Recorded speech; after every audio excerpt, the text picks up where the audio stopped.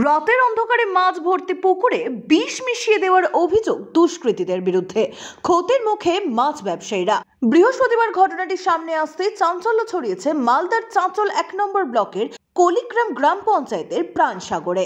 Police ও স্থানীয় সূত্রে জানা গিয়েছে, প্রধানের খুড়তুতো ভাই হাক্কান খান লিজ নিয়ে অন্যের পুকুরে ১ বছর আগে মাছ চাষ শুরু করে।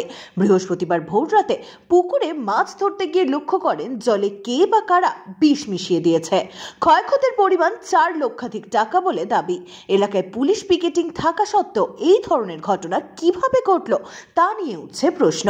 প্রসঙ্গত উল্লেখ্য, মাস দুয়েক আগে ওই এলাকায় বিভিন্ন কারণে রাজনৈতিক উত্তেজনা ছড়িয়েছিল।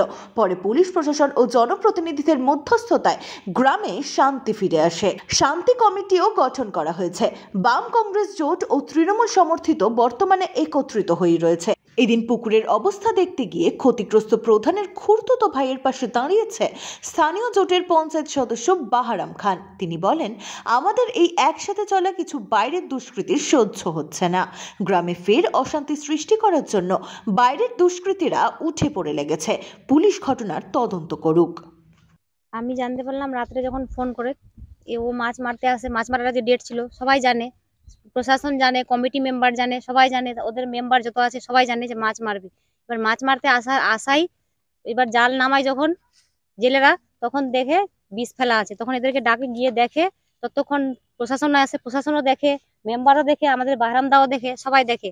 দেখার পরেও বিষটাকে এড়িয়ে যাওয়ার চেষ্টা করে, ওরা তেল ঢালে, হলুদ দেয়, কিন্তু ততক্ষণে মাছ মরতে, প্রচুর পরিমাণে মাছ মরতে শুরু করে। তখন আমার হাজবেন্ড বলে, মাছ তুলে তো কোনো লাভ নেই, আমার তো সব শেষই হয়ে গেল, আর তো আমি কোনোটাই পাবো না। তখন ওরাই বলে, মেম্বার সাহেব ওরা বলে যে না, যেটা আছে সেটা তো তোলো তুমি, নাহলে তোমার তো পুরোটাই গেল, এমনিতেও গেল, যেটাই আসবে তোমার, বলে তুলে।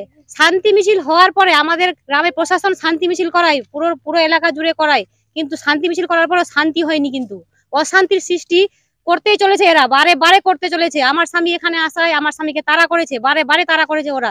আমার স্বামী এখানে ওদেরকে জানিয়েছে, প্রশাসনকে জানিয়েছে, কিন্তু ওরা কোনো কিছুই করার চেষ্টা করেনি বলে আজকে এই ঘটনাটা ঘটেছে।